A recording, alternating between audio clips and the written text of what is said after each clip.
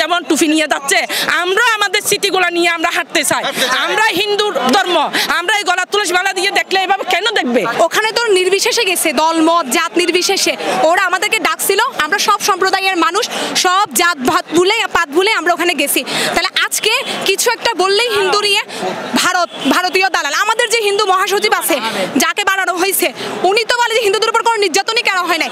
তো আমার প্রশ্ন, যদি আমাদের উপর যদি নির্যাতন করা না হয়, তাহলে আজকে কেন তাহলে আমাদের আজকে লাখ লাখ হিন্দু ভাই বোনরা মাঠে নামছে? আমরা টিচার পাচ্ছি না, আমাদের ঘরে কোনো মহিলারা বের হতে পারছে না, আমার মেয়ে অন্য ছেলেকে পড়ায়, আমার মেয়েও যেতে পারতেছে না। তাহলে আমরা কিসের ভিত্তিতে বাংলাদেশকে স্বাধীন বলতে পারি? আমরা সংখ্যালঘু কেন আলাদা করে ট্যাক্স পাবো? এই দেশকে আমরা স্বাধীন করে নাই, আমাদের পূর্বপুরুষকে করে নাই, নাকি শুধুমাত্র একদলই করছে?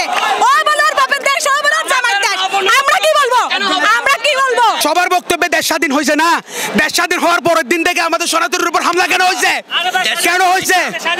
স্বাধীন হওয়ার 3 ঘন্টার মধ্যে দেশের 7টা মন্দিরে হামলা হয়েছে, 7টা মন্দির ভাঙচুর হয়েছে।